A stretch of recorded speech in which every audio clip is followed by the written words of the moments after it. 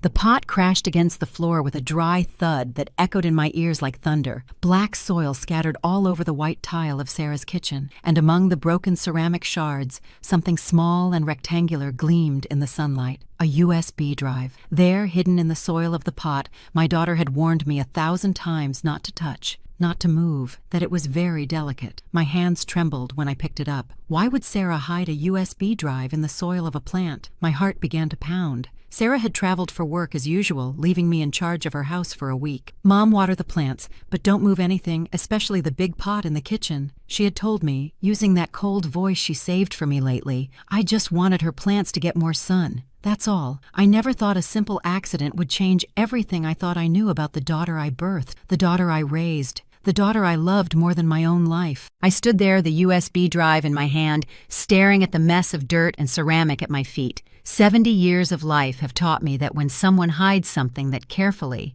it's usually because they don't want anyone to find it. And when your own daughter forbids you from touching something specific, it's because there's a secret that must not come to light. My knees began to tremble, not from age, but from the premonition that pierced my chest like a cold dagger. My name is Helen. I am 70 years old, and until 3 days ago, I thought I knew my only daughter. I thought that after an entire life of sacrificing for her, working 2 jobs to give her everything I never had, selling the few pieces of jewelry I inherited from my mother so she could go to college, I thought that created an unbreakable bond between us. But there are moments in life when the floor opens up beneath your feet, and you discover that the person you love most in this world, the person you would give your last breath for, is capable of betraying you in ways you never imagined. I walked to my neighbor Emily's apartment downstairs, the USB drive clutched in my fist like a dangerous diamond. Emily had a computer. I barely knew how to use my old phone for calls,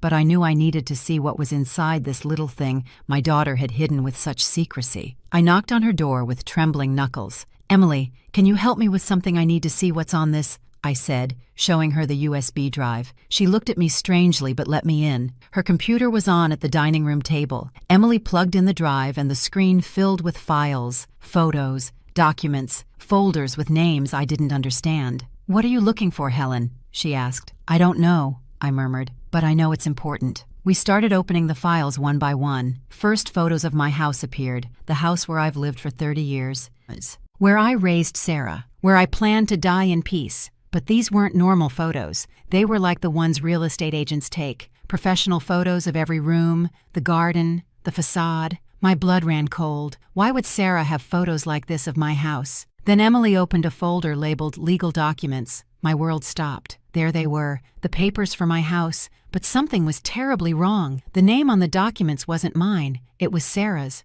My house, the house I bought with the sweat of 30 years of work, was listed in my daughter's name. How was this possible? When had this happened? My eyes filled with tears, but I kept staring at the screen, mesmerized by a nightmare I couldn't stop. "This can't be," I whispered. Emily put her hand on my shoulder, but I could barely breathe. She kept clicking, and more documents appeared. Sale contracts. My daughter had put my house up for sale. My house, without telling me anything. Without asking me anything, as if I were a thing, an obstacle to be gotten rid of. The date on the contract was from 6 months ago. For 6 months, Sarah had been planning to sell the house I lived in, without saying a single word to me. But the worst was yet to come. Emily opened a chat file, conversations between Sarah and someone named David Miller. I read every word as if it were poison entering my eyes. "It's all set," my daughter wrote. "The papers have been in my name for months. The old woman doesn't suspect a thing. As soon as I sell the house, I'm sending her to a home and disappearing. I'm so tired of pretending to love her." The word old woman echoed in my head like a painful thunderclap. That's what she called me. That's what she thought of me. The old woman. Tears streamed down my cheeks, but I couldn't look away from the screen. There were more messages. "Tell her you're traveling for work another week. That you need her to watch your house," this David suggested. "Perfect," Sarah replied. "While she's there watering plants like an idiot, I'll be closing the sale. By the time she gets back, there will be nothing she can do." Every word was a stab in my mother's heart. How could a daughter talk like that about the woman who brought her into the world? Emily closed the computer because she couldn't stand to watch my pain. I just sat there, my hands on the table, feeling everything I had built over 70 years of life crumble. My daughter, my only family, the little girl I rocked in my arms when she had a fever, the rebellious teenager I defended when everyone criticized her, the adult woman I still felt proud of every time someone asked about her. That same person was stealing from me, not just my house. She was stealing my dignity, my future, my place in the world. I returned to Sarah's apartment walking like a zombie. I picked up the pieces of the broken pot and cleaned the soil off the floor with shaking hands, but I kept the USB drive in my pocket. It was the proof that everything I had just discovered was real, not a nightmare I could wake up from. I couldn't sleep that night. I lay awake in the guest room bed, staring at the ceiling, wondering when I had lost my daughter. When had she become a stranger capable of calling me the old woman and planning my exile as if I were trash to be thrown out? The next day, my phone rang. It was Sarah. "Hi, Mom. How is everything over there? Are the plants okay?" Her voice sounded normal, affectionate even, as if nothing had happened, as if she hadn't spent the last 6 months planning to destroy me. "Everything is fine, honey," I replied with the calmest voice I could fake. "Perfect," she said. "I'll be back in 3 days. I love you, Mom." "I love you too." How easy it was for her to say those words while she had a knife plunged in my back. I hung up the phone and looked in the mirror. I saw a 70-year-old woman,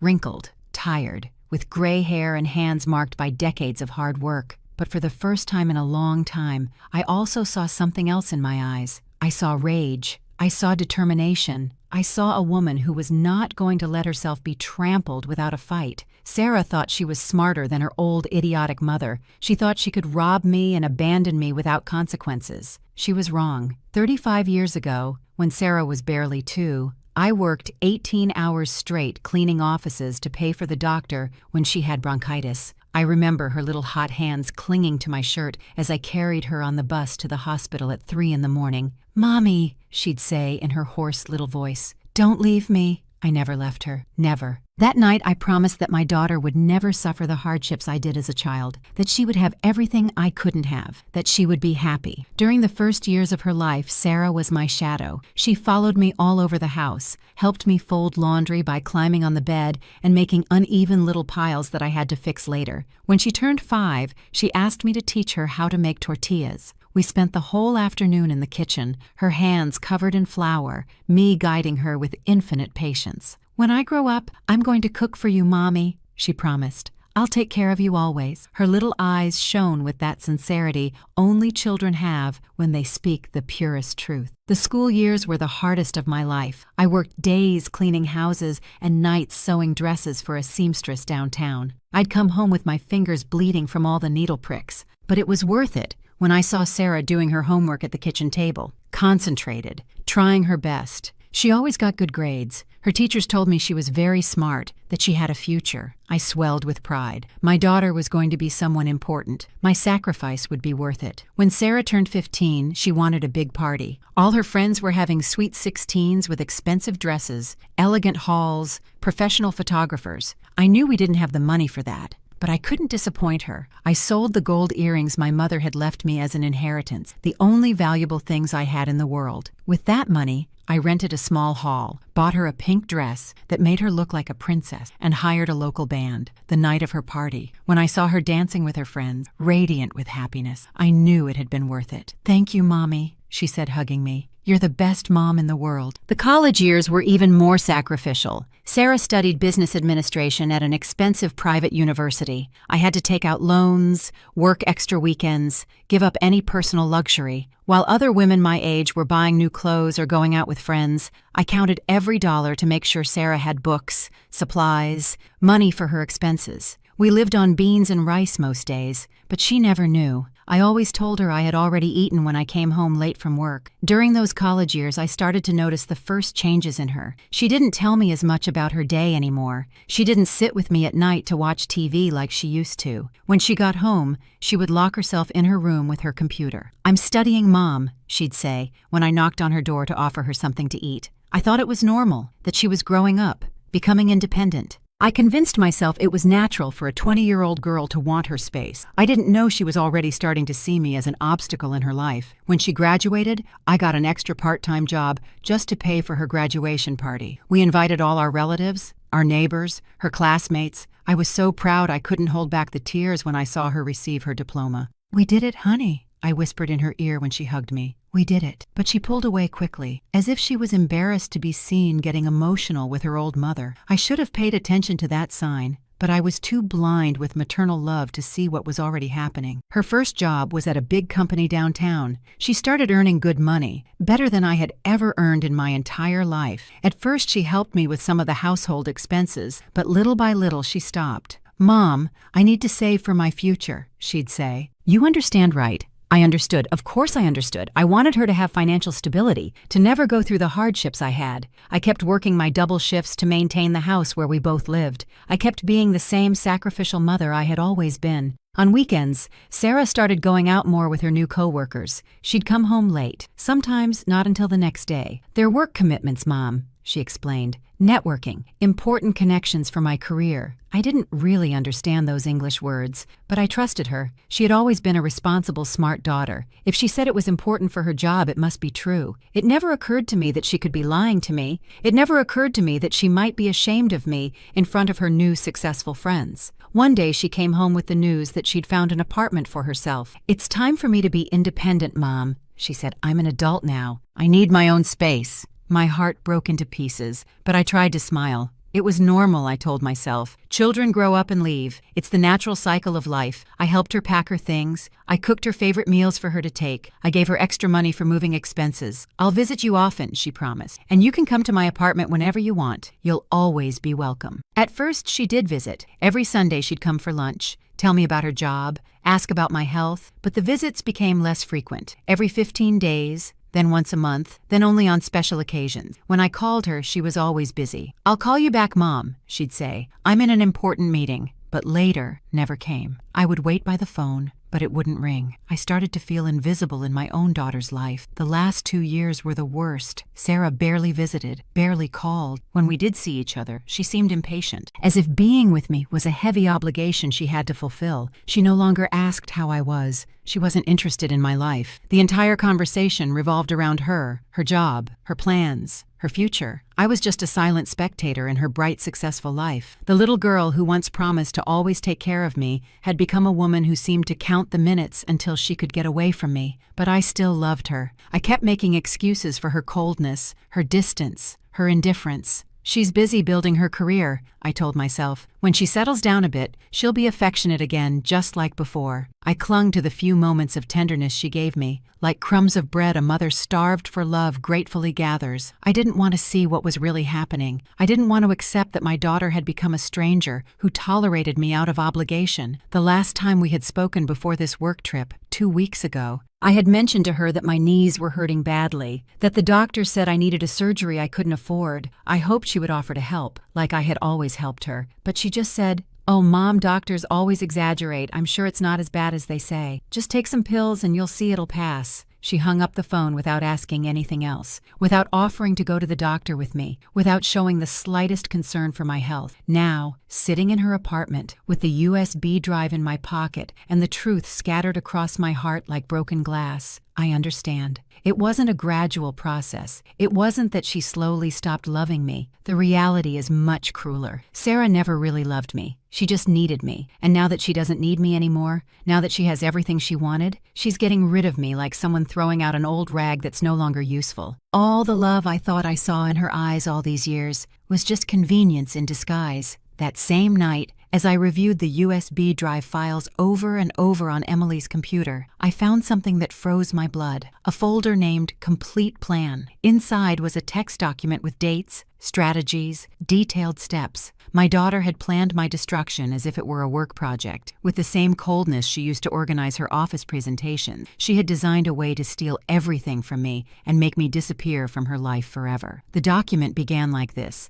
Operation Freedom, steps to get rid of Mom for good. I had to read that line 3 times before I could process it. Operation Freedom. That's what she called the mission to destroy her own mother. As if I were a prison she needed to escape from. As if my 70 years of life, the 35 years I dedicated to raising and loving her, were chains that oppressed her. To her, My love was a prison. My existence was an obstacle to her freedom. Step 1. Get legal power over the house, the document said. Convince Mom to sign some papers to protect the property from taxes. She doesn't understand laws. It will be easy. I then remembered that afternoon, 8 months ago, when Sarah came to visit me with a folder full of documents. Mom, I brought some papers for you to sign. She had told me with that smile I now understand was completely fake. It's to protect the house from issues with the government. Just a legal formality, but important. I had trusted her completely. What do I need to sign, honey? I asked. She pointed to several lines. She explained it with words I didn't understand, but that sounded important. Here,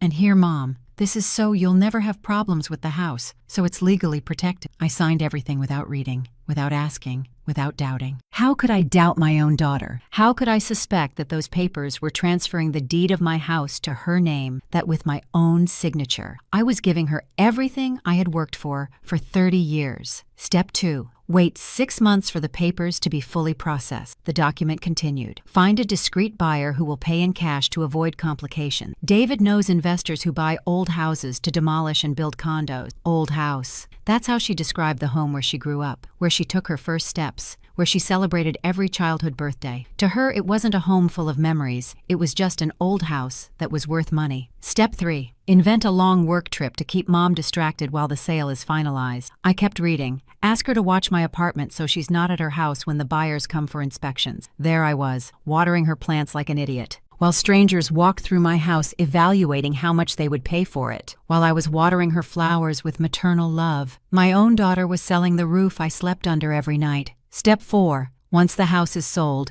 present her with the nursing home options. I read the document, my hands shaking. There's a public one on the outskirts of the city that accepts seniors with no resources. It's basic but good enough for her. I'll tell her it's temporary while we sort out the house situation, but obviously it will be permanent. My daughter had researched nursing homes for me. She had visited places to lock up her mother, as if I were an animal to be dropped off at a shelter, and she had chosen the cheapest one, the furthest one, the most miserable one. Step 5. Change my phone number and move to another city. The plan finished. With the money from the sale, I can buy a better apartment somewhere nobody knows me as Helen's daughter. Start fresh, with no family baggage, no responsibilities from the past, no family baggage. That's what she called me. A burden, a weight she had to drop so she could fly. The woman who had given her life, who had worked until she bled to give her an education, who had given up everything to see her succeed, was just baggage she had to free herself from. But there was more.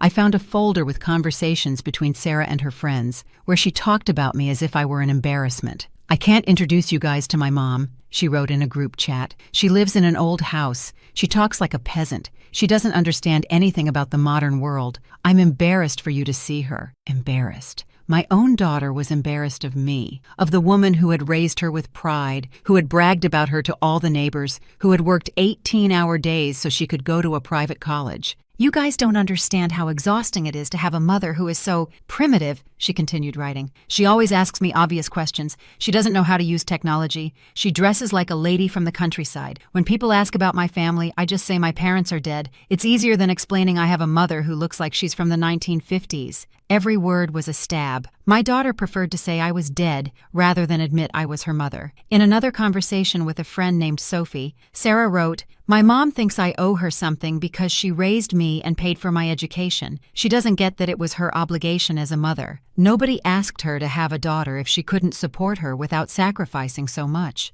Now she wants me to support her, to take care of her, to be her cane in her old age. But I have my own life to live, obligation, my love, my sacrifice, my entire life dedicated to her, who had just been an obligation that I fulfilled poorly because I sacrificed too much. I'm going to teach her a lesson," she wrote in another message. "I'm going to show her that she can't depend on me forever, that she has to learn to stand on her own 2 feet, like I did, as if she had built her life from scratch, without help, without support, without a mother who sold her most precious memories to pay for her education. To Sarah, she was a successful, self-made woman. I was just an obstacle that had appeared on her path to success." I also found screenshots of her social media posts where she posted phrases like, "I learned to be strong because I had no one to protect me. I am an independent, self-made woman." Thank you, life, for teaching me that I can only count on myself. Thousands of people liked these lies. They congratulated her for being so brave and self-sufficient. As I read those words, I remembered the nights I stayed up watching over her when she had a fever, the Sundays I spent sewing to buy her new clothes, the years I lived on tortillas and beans so she could eat better. But what hurt the most was finding a chat where someone asked if she felt guilty about abandoning her mother. Her answer broke my soul. Guilty. Why should I feel guilty? She chose to be a mother. I didn't choose to be born. She had to fulfill her responsibility to raise me. Now I have to fulfill my responsibility to live my own life. I owe her nothing but gratitude, and I already gave her that by pretending to care all these years. Pretending to care. All those hugs, those smiles, those affectionate words she had given me over the last few years had been an act. Cheap theater to keep me calm while she planned my destruction. Every "I love you, Mom" had been a lie. Every "thank you for all you did for me" had been hypocrisy. My daughter was a consummate actress who had deceived her own mother for years, making me believe there was still love between us. The last conversation I found was from 3 days ago, right when this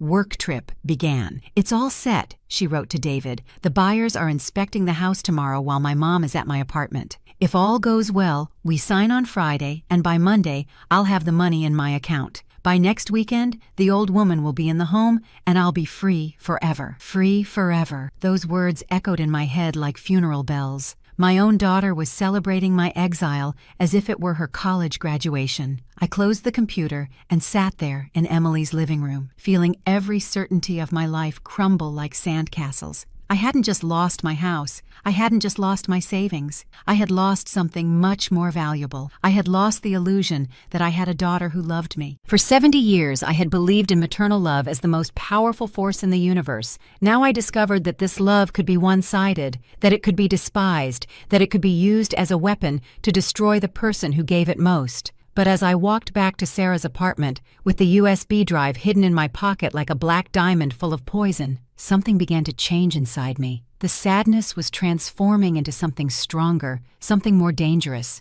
something my daughter did not expect from her old, idiotic mother. It was transforming into ice-cold determination. Sarah had underestimated the woman who raised her. She had forgotten that to survive 70 years in this cruel world, a woman needs to be stronger than she looks. The following days were the loneliest of my life, but also the most revealing. I stayed in Sarah's apartment like a ghost, surrounded by her expensive things, her elegant furniture, her photographs where she was smiling with friends she had never introduced me to. In every photo she looked happy, successful, radiant. I wasn't in any of them. It was as if she had erased my existence from her life long before she planned to physically erase me from this world. During the day, I walked through her apartment trying to find any sign that something of the girl I had raised still remained. I looked for childhood photos, letters she might have written me, any gift I might have given her that she had kept out of affection. I found nothing, absolutely nothing that indicated I had ever been important in her life. It was like living in the house of a stranger who just happened to share my last name. On her refrigerator there were photos with friends, with coworkers, with men I assume were her boyfriends over the years, but not a single photo of me, not even an old family photo hidden behind the others. I had been completely eradicated from her present. To anyone who entered her apartment, Sarah was a young, successful woman with no family, no past, no mother, as if she had been born from nothing at age 25, already formed and independent. That first night, after discovering the truth, I couldn't sleep. I sat on the guest room bed, looking out the window at the illuminated city, trying to understand when I had lost my daughter. Was it when she started college and met wealthy people? Was it when she got her first job and felt superior to me? Or had she always been this way? And I had been blind with maternal love all these years. I remembered every sign I had ignored, every hurtful comment I had excused, every gesture of contempt I had interpreted as work stress, like the time I brought food to her office because she was working late, and she met me in the lobby without inviting me up.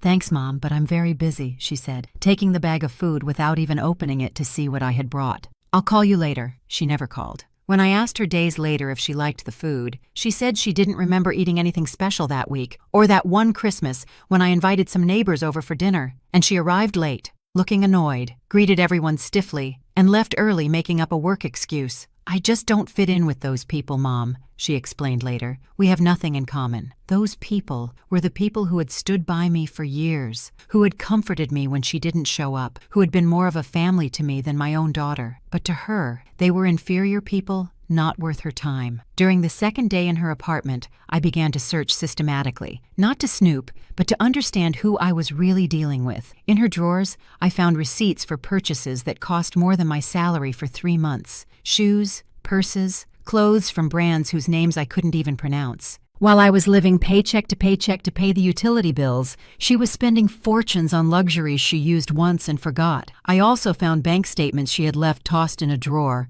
My daughter had more money saved than I had seen in my entire life. She could have helped me with the knee surgery without even feeling the expense. She could have given me a dignified life in my final years without affecting her lifestyle in the slightest. But she had chosen to let me suffer while she lived like a princess. Money wasn't the problem. The problem was that I wasn't worth it to her. On her personal computer, which she had left on, I found more conversations that confirmed what I already knew, but still hurt to read. In a group chat with her work friends, someone asked why she never talked about her family. "Because I don't have a real family," Sarah replied. "I have a biological mother, but emotionally, we're strangers. She lives in a different world than I do. It's like we're different species. She never invites you to lunch with us," another friend asked. "Never," Sarah replied. "It would be super awkward. You wouldn't understand what she talks about, and she wouldn't understand what we talk about. Besides, she's always asking to borrow money or inventing medical emergencies to make me feel guilty and help her financially. Asking to borrow money,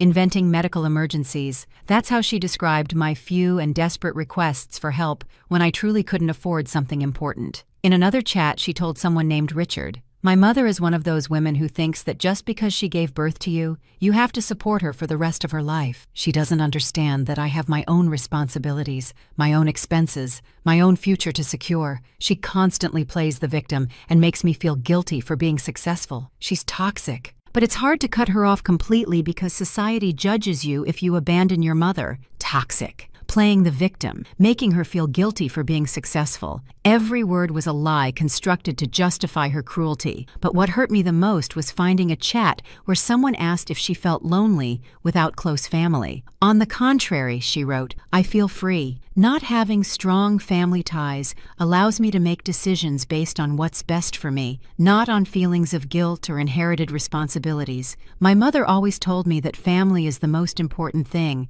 but I learned that the most important thing is yourself. Family can be a burden that stops you from growing." Those words shot through me like bullets. Family can be a burden that stops you from growing. That's what she thought of us, of the mother-daughter relationship, of the love I thought we shared. To her, loving me had been an obstacle to her personal growth. Taking care of me had been a chain tying her to the past. Valuing me had been a weakness she needed to overcome to become the successful woman she wanted to be. On the third day, I began to methodically save evidence. I photographed every document with my phone, every conversation, every piece of evidence of the betrayal. At first, my hands trembled, and I barely knew how to use the phone's camera. But necessity taught me quickly. I needed that proof. I didn't know exactly what for, but I had a feeling I would need it. I also started to remember strange behaviors from Sarah over the last few months that now made sense. Like the time she came to visit and started measuring the rooms with a tape measure, telling me she wanted to help me reorganize the space to be more functional, or how she insisted I give her a copy of all the house keys, just in case you have an emergency one day and I need to get in. Or when she convinced me to open a joint bank account to make any future transactions easier. Every memory became a piece of the puzzle Sarah had been building for months. While I thought she was being a daughter concerned for my well-being, she was preparing the ground to steal everything from me. Every gesture of apparent affection had been calculated. Every show of interest in my life had had a specific goal. My daughter was a professional con artist, and I had been her easiest victim because I trusted her blindly. On the fourth day, Sarah called just as she did every day to keep up her act. "Hi, Mom. How are you? How's everything over there?" Her voice sounded relaxed, even cheerful. "Everything is fine, honey," I replied with the same false calm I had been practicing. "When are you coming back?" "Tomorrow night," she said. "This trip has been very productive. I think some very good things are going to come out of these last few days." Very productive. Yes, I was sure it had been very productive. Selling her mother's house and securing her spot in the nursing home. "I miss you, Mom," she said before hanging up. "You miss me too, right?" "Of course, honey. I lied. I miss you very much. But the truth was, I didn't miss her anymore. The daughter I loved, the little girl I had raised with so much affection, had died years ago. The woman who would return tomorrow was a stranger who carried my daughter's name, but who had lost everything that ever made me love her. That night, my last night alone in her apartment, I stayed awake planning. I didn't know exactly what I was going to do, but I knew I was not going to let her send me to a nursing home like trash to be thrown out. I was not going to let her steal the house I had worked 30 years for. I was not going to let her erase me from existence as if I had never been important in her life. I was 70 years old, but I wasn't dead yet, and as long as I had breath in my lungs, I was going to fight. Sarah had made a fatal mistake. She had underestimated her mother. She thought I was an old, ignorant, helpless woman, easy to manipulate and destroy. But she had forgotten that women of my generation had survived decades of hardship she couldn't even imagine. We had raised children while we were barely children ourselves. We had worked jobs that destroyed our bodies and souls to pull our families ahead. We had endured loss, betrayal, abandonment, and we had remained standing. My daughter was about to find out that the woman who raised her was not the weak victim she believed. She was about to find out that when a 70-year-old mother decides to fight back, she can be more dangerous than any enemy she had ever faced in her successful corporate life. She was about to learn that maternal love, when it turns into maternal justice, is an unstoppable force that can move mountains and destroy empires built on lies. The next morning, I woke up with a mental clarity I hadn't felt in years. For the first time in a long time, I knew exactly what I had to do. I wasn't going to scream. I wasn't going to cry. I wasn't going to beg. I was going to act with the quiet intelligence that only 70 years of life experience can give you. Sarah would return that night expecting to find an obedient mother, ready to be shipped off to the nursing home. Instead, she would find a woman who had taken back her power. My first stop was the county recorder's office. I took the earliest bus and arrived just as they were opening. The young woman at the counter looked at me with that mix of patience and condescension that young people use with seniors. "How can I help you, ma'am? I need to see the documents for my house," I said, handing her the address written on a piece of paper. "I want to know exactly what they say and when the last changes were made." I waited 40 minutes in a hard plastic chair, but it was worth it. The woman returned with a thick folder and a surprised expression. "Ma'am, according to these documents, this property is no longer in your name. It was transferred 8 months ago to a Sarah Goncalves. Did you sign any transfer documents?" "Yes," I admitted, "but I was told it was to protect the house from taxes." The girl shook her head. "No, ma'am. This is a complete transfer of deed. You no longer own this house." I asked for copies of all the documents. Every paper, every signature, every official stamp. I paid for the copies with the money I had saved for emergencies and left there with a folder full of evidence. Now I had official proof that my daughter had tricked me into signing documents I didn't understand. That's called fraud, and fraud is a crime,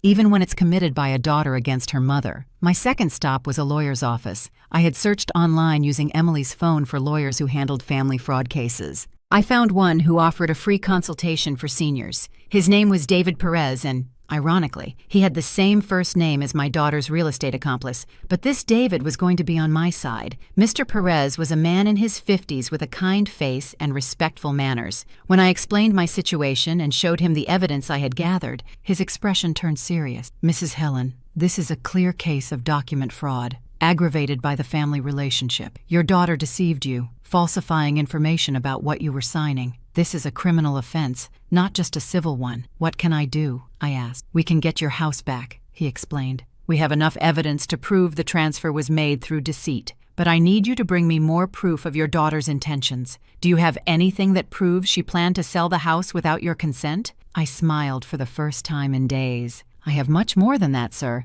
I showed him some of the photographs I had taken of the conversations from the USB drive. His eyes widened as he read the messages where Sarah described her complete plan. "This is pure gold for the case," he murmured. "Right here she admits to the fraud, documents her intentions, even mocks you. With this, we don't just get your house back. We can proceed with criminal charges against her." He explained that he needed the original USB drive as evidence and that we had to act fast before Sarah completed the sale. I left the office with a feeling of power I hadn't experienced in years. It wasn't revenge I felt, it was justice. The difference is important. Revenge is emotional, hot, destructive. Justice is cold, calculated, restorative. I didn't want to destroy Sarah out of spite. I wanted to get back what was mine by right, and teach her that actions have consequences, even when you commit them against your own mother. My third stop was this bank where Sarah had her accounts. I couldn't access her private information, but I could talk to the manager about the house transfers.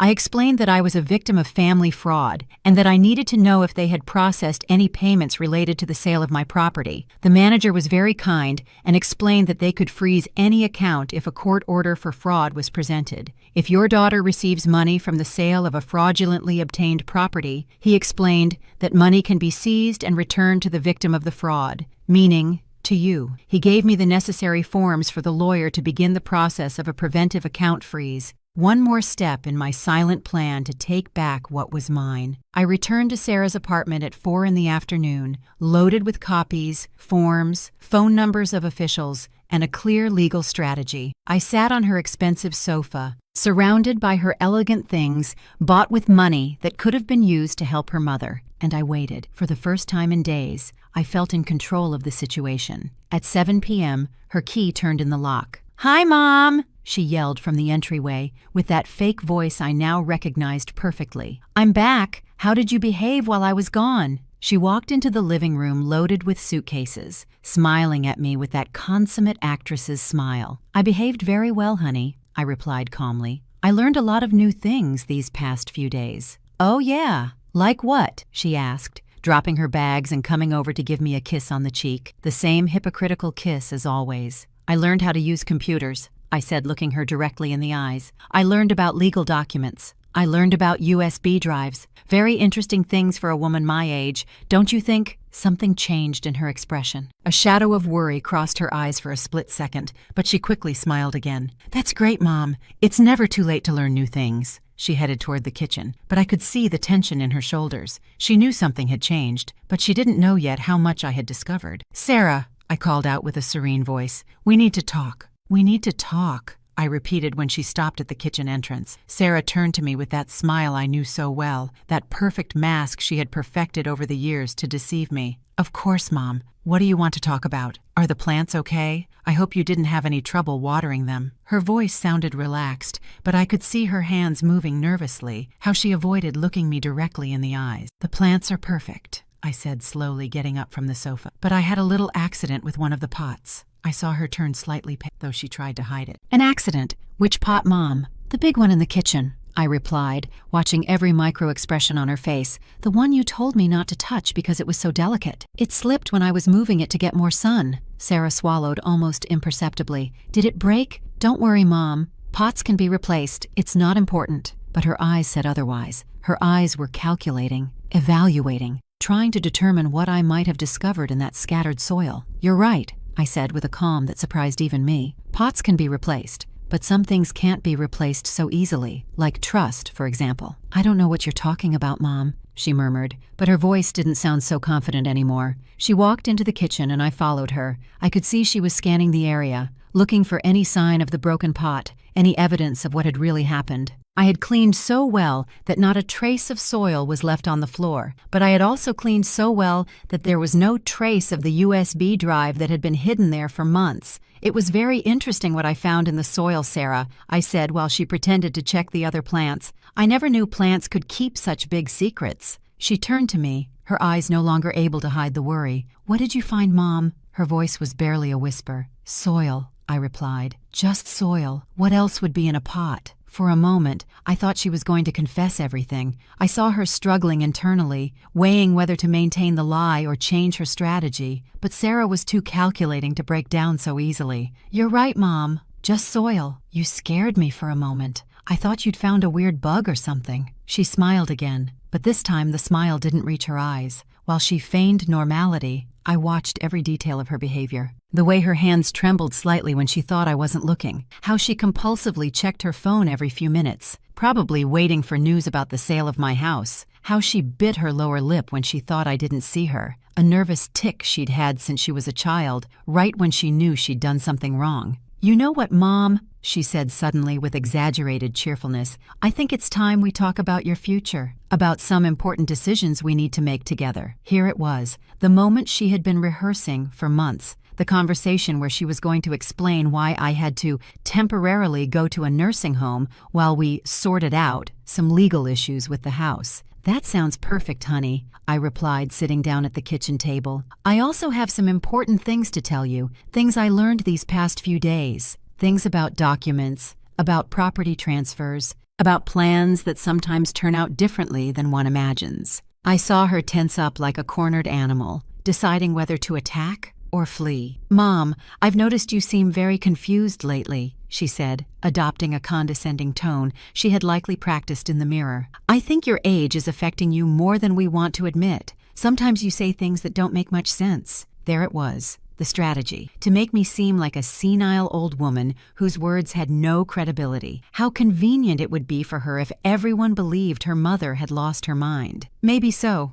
I admitted, faking insecurity. "At 71 gets confused easily. For example, yesterday I found some papers in my house that I don't remember signing. Documents that, according to the county recorder's office, transfer my house to your name, but I'm sure it's just my old age confusion." Right. The mask fell completely. For the first time in years, I saw her real face. Cold, calculating, without a trace of the love I once thought I saw there. "Mom," she said, her voice no longer faking affection, "we need to talk. Seriously." "Yes, it's true the house is in my name now. I did it to protect you, to protect your assets from legal problems that could come up in the future. It's normal that at your age you don't understand these complicated procedures." Protect me? What an interesting word she had chosen to describe her theft. "I understand it might seem confusing," she continued, with that cold voice I now recognized as her true personality, "but it was the right decision. In fact, I've already found a buyer for the house, an investor who is willing to pay very well for the property. With that money, we can ensure you have a dignified old age in a specialized place where they'll take care of you like you deserve." A specialized place? What an elegant way to say nursing home.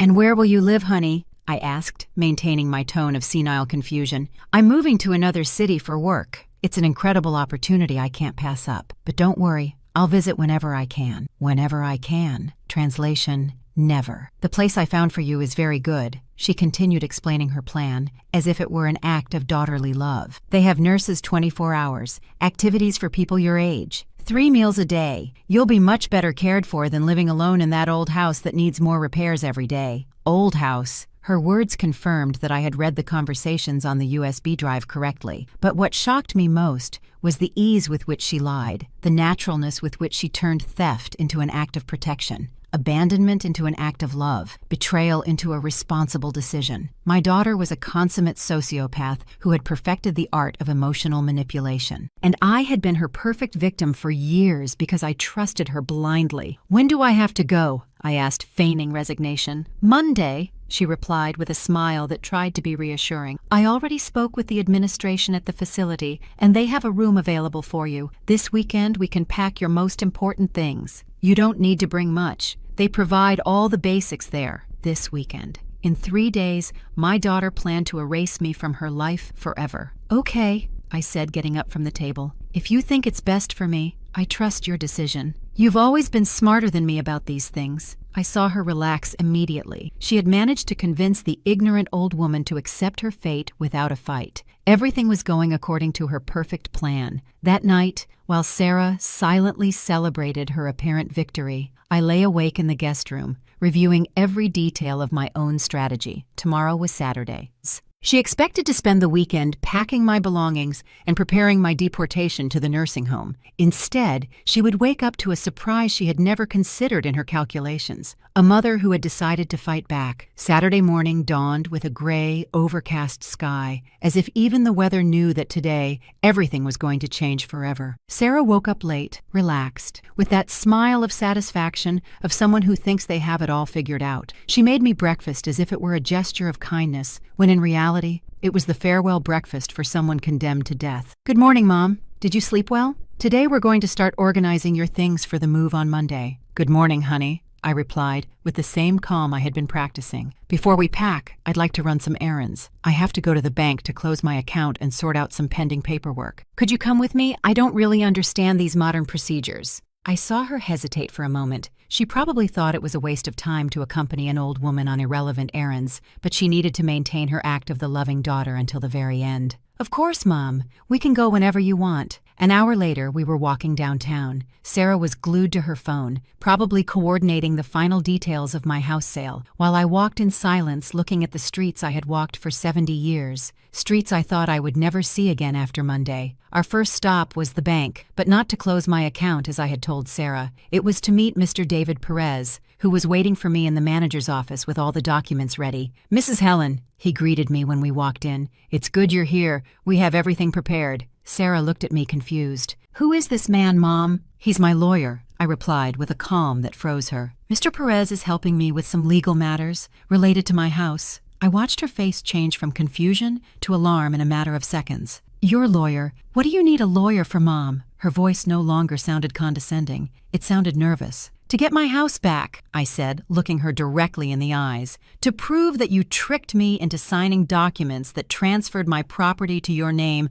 without my real knowledge. To prove that you planned to sell it and send me to a nursing home against my will. To teach you that actions have consequences, even when you commit them against your own mother." Mr. Perez opened his briefcase and began to pull out document after document. "Miss Sarah Goncalves," he said in an official voice, "I have in my possession sufficient evidence to prove that you deceived your mother to fraudulently obtain the deed to her house. This constitutes document fraud, aggravated by the family relationship, which is a criminal offense punishable by prison." Sarah stood there speechless, staring at the papers as if they were poisonous snakes. "This is ridiculous," she finally muttered. "My mother is confused. She's an old woman who doesn't understand things clearly anymore. I was just protecting her assets." The lawyer smiled coldly. "Protecting her assets, is that what you call this?" He pulled out the photographs of the conversations I had found on the USB drive. He placed them on the desk one by one, like cards in a deadly game. Sarah read her own words written months ago. "The old woman doesn't suspect a thing. As soon as I sell the house, I'm sending her to a home and disappearing. I'm so tired of pretending to love her." Every message was a dagger to her own defense. Her face turned pale as wax. "Where did you get this?" she asked, her voice trembling. "From the USB drive you had hidden in the plant pot,"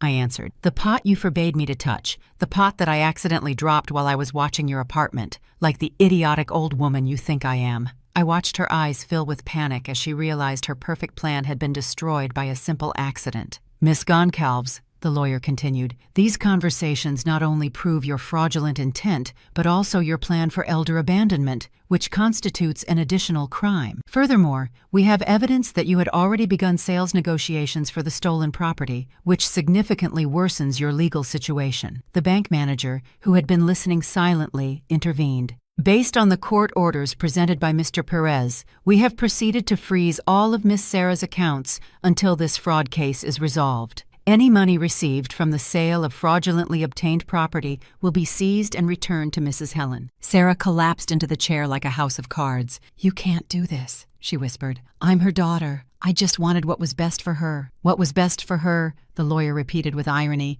"was to steal her house and abandon her in a home, while you moved to another city to never see her again." The evidence was overwhelming. Her own words condemned her. "Furthermore," the lawyer added, "we have notified the authorities about your fraudulent real estate sale plan. Mr. David Miller, the real estate agent who was helping you, is also under investigation as an accomplice to fraud." Sarah's eyes went wide. "David too?" "Him too," I confirmed. When a confused old woman decides to fight back, she discovers she has more resources than her abusers imagine. "Mom," she said, her voice trying to reclaim some of the fake sweetness from before, "we can solve this as a family. We don't need to involve lawyers or police. I'll give you the house back, and we can forget all this." It was pathetic, watching her try to manipulate me even at this moment of total defeat. "Forget all this?" I asked. "The way you were going to forget me on Monday, when you dropped me off at the nursing home?" The lawyer closed his briefcase with a final snap. "Mrs. Helen, the fraudulent transfer documents have been legally nullified.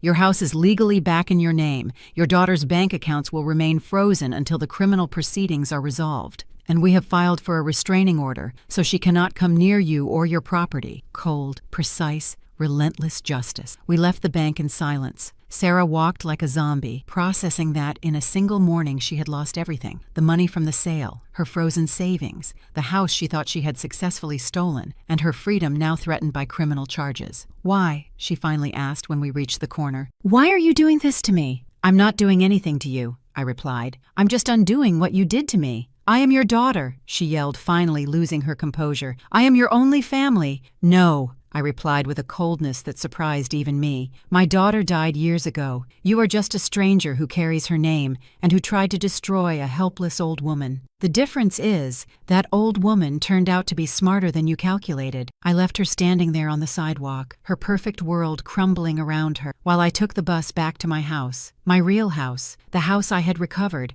not with screams or pleas, but with evidence, strategy, and the silent justice that can only be wielded by a woman who has lived long enough to know that in this world, no one will defend you if you don't defend yourself. The following days were like watching an empire built on lies crumble brick by brick. Sarah tried desperately to contact me, but I had changed my phone number on the lawyer's advice. Her calls to my old phone were met with an automated message: "This number has been disconnected," just as she had planned to do to me, disconnect me from her life forever. Through Emily, my neighbor, I found out Sarah had come to my house on Tuesday, 3 days after our confrontation at the bank. She had banged on the door desperately, yelling that she needed to talk to me, that it was all a misunderstanding. But I wasn't there. I had gone to visit my sister a few towns over for a few days, following the lawyer's advice to stay away while the final legal documents were processed. She looked terrible, Emily told me when I returned. A mess, dark circles under her eyes, like she hadn't slept in days.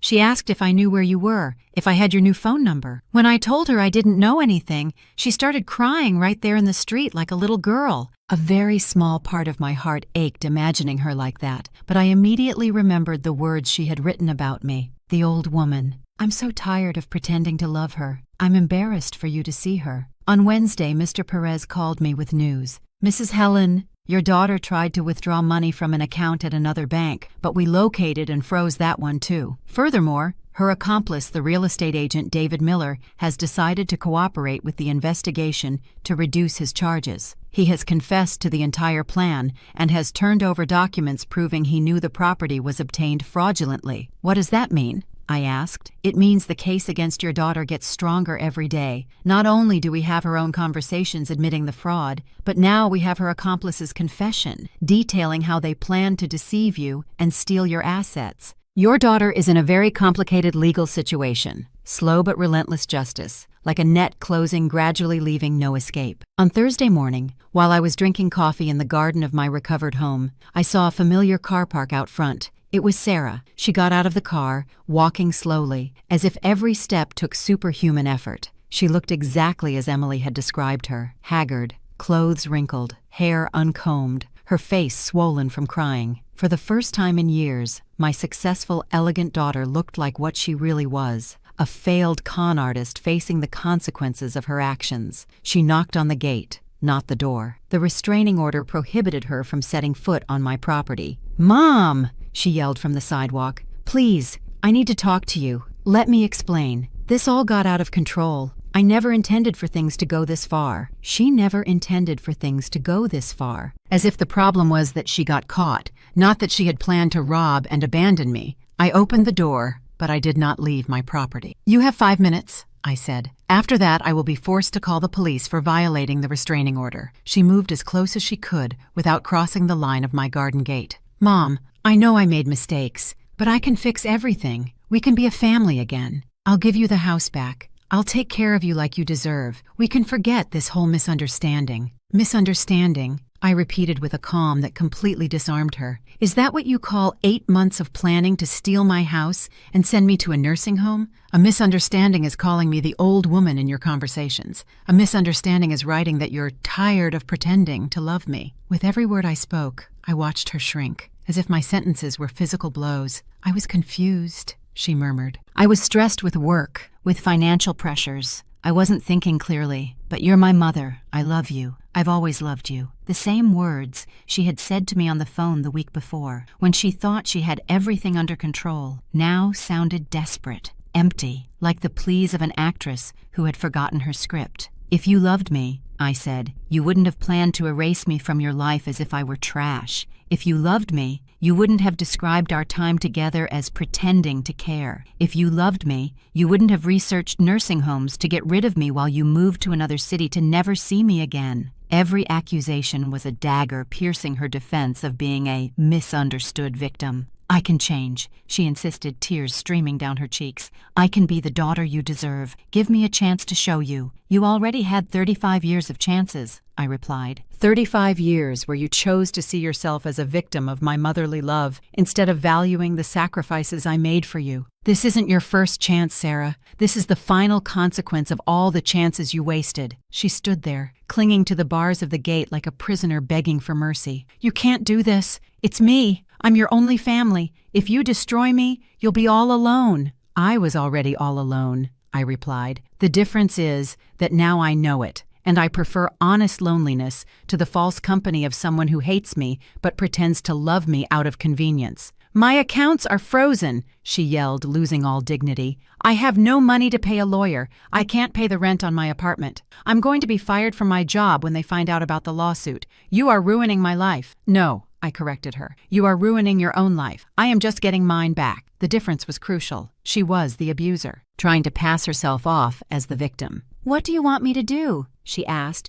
with a desperation that would have moved my mother's heart just a week ago. Get on my knees, beg you for forgiveness, humiliate myself publicly. I don't want you to do anything, I replied with a tranquility that baffled her. I don't need your remorse or your apologies. I just need you to face the consequences of your decisions, like the adult you decided to be when you planned to destroy me. If you continue with this lawsuit, she threatened, suddenly changing tactics, I could go to jail. Is that what you want? To see your only daughter in prison? My only daughter died years ago, I replied without flinching. You are just a criminal who happens to carry her name, and criminals go to jail. That is the natural order of things. Her own words, coming back to haunt her. She had taught me that responsibilities must be met and consequences must be faced. She walked away defeated.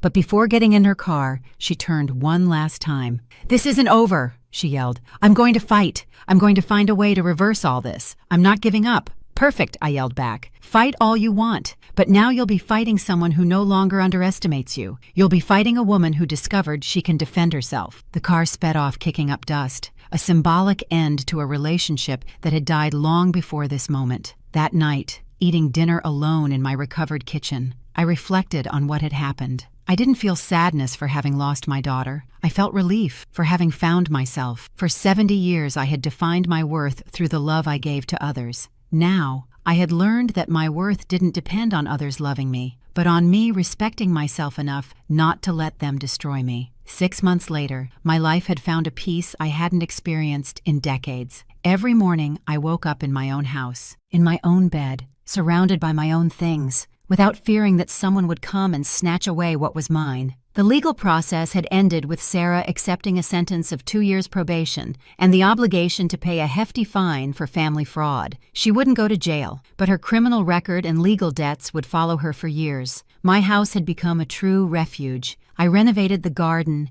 planting new flowers that I tended to every morning with the same love I once dedicated to raising a daughter who didn't value me. These plants at least bloomed in response to my care. They didn't lie to me. They didn't betray me. They didn't plan to get rid of me when they no longer needed me. I found in gardening the peace I had searched for in maternal love for so many years. Emily had become my best friend and confidant. We had coffee together every afternoon, sharing stories from our lives, laughing at our antics, planning little adventures like going to the farmer's market or visiting other friends in the neighborhood. I had discovered that sincere friendship between women my age was far more comforting than the fake love of a resentful daughter. Emily valued me for who I was, not for what I could give her. Mr. David Perez had become more than just my lawyer. He was a kind widower who visited me regularly, not for business but out of genuine affection. It wasn't romance blooming between us, but a mature, respectful companionship, someone to share intelligent conversations with, to walk with in the park on Sundays, or to simply sit in silence with watching television, without feeling the need to fake emotions that didn't exist. One afternoon in April, as I was watering my new plants, I saw a car park in front of my house. It was Sarah, but this time, she didn't come alone. An older man was with her, probably another lawyer, trying to find some legal loophole to reverse her situation. They got out of the car and walked toward my gate with that defeated arrogance of someone who knows they have nothing left to lose, because they've already lost it all. I didn't bother to go out to greet them. I kept watering my plants, as if they were irrelevant visitors who didn't deserve to interrupt my daily routine. Sarah knocked on the gate insistently. "Mom, I know you're in there. Please open up. I'm here with my new lawyer. We've found inconsistencies in the legal process. We can overturn everything that happened if you cooperate with us." More lies, more manipulation, more attempts to turn her defeat into my problem. "Mrs. Helen," the man accompanying her shouted, "I am Mr. Martinez. I represent your daughter in an appeal of the case. We have evidence that the previous process had irregularities.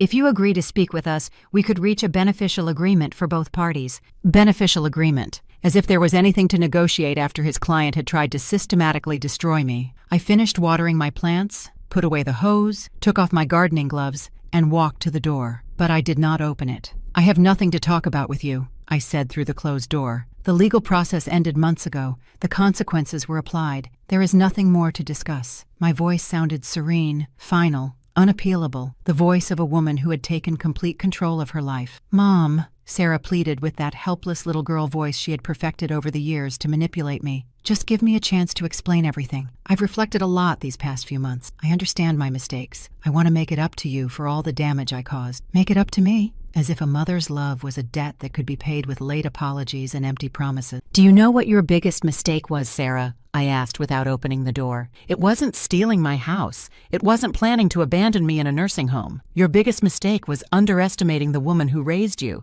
You thought I was a weak, ignorant old woman who would let herself be destroyed without fighting back. You were wrong. And that mistake is going to follow you for the rest of your life. Not because I want to punish you, but because that's how consequences work in the real world." I heard them murmuring to each other. The lawyer was probably telling her that my refusal to cooperate complicated their appeal plans, that without my favorable testimony, they had no way to reverse the process, that she had made the mistake of turning her own mother into her smartest and most determined enemy. "Mrs. Helen," the lawyer insisted, "think about your daughter. Think about family. Family problems are resolved within the family, not in the courts." "Exactly," I replied. "Family problems are resolved within the family. But it turns out I no longer have a family. My daughter died years ago, the day she decided to see me as an obstacle instead of as the mother who loved her unconditionally. The woman standing out there is a stranger who planned my destruction with the coldness of a professional assassin. And with strangers who try to harm you, you don't negotiate. You protect yourself." I heard them walk away, defeated. Sarah yelled one last threat. "You can't live like this forever.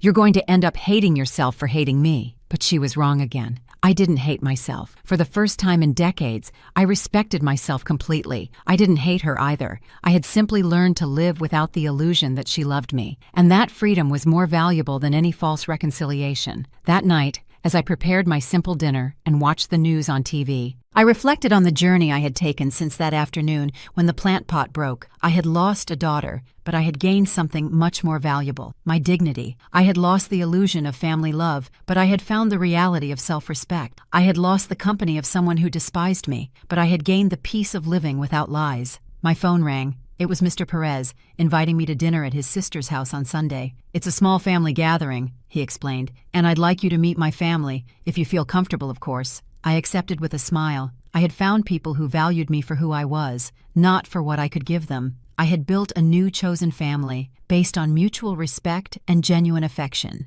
Before going to sleep, I went out to the garden to check on my plants one last time. The flowers I had planted after getting my house back were blooming beautifully under the moonlight. Each one was growing strong because it received the right care in the right soil. Just like me, I had needed to get away from the toxic soil they tried to plant me in, so I could flourish in an environment that truly nourished me. I closed the door to my house, with the key that no one else had the right to use. I went to sleep in my bed, in my room, in my recovered home. I wasn't waiting for calls from a daughter faking her affection. I wasn't afraid of waking up homeless because someone had sold my house while I slept. I wasn't living my life calculating if my words or actions might annoy a daughter who was planning to abandon me anyway. For the first time in 70 years, I slept with the complete tranquility of a woman who had successfully defended herself from those who tried to destroy her. I hadn't screamed. I hadn't begged. I hadn't lost my dignity. I had used intelligence, patience, and cold justice to get back what was mine. And that silent victory was sweeter than any apology Sarah could possibly offer me now. The story ended where it began, with me. tending plants in my garden. But now the plants were new. The garden was truly mine, and the woman caring for them had learned that self-respect is the only love that no one can take from you, steal, or betray. Sarah had tried to teach me that I was worthless. Instead, she had taught me that I was worth enough to defend myself, and for that lesson, I was almost grateful.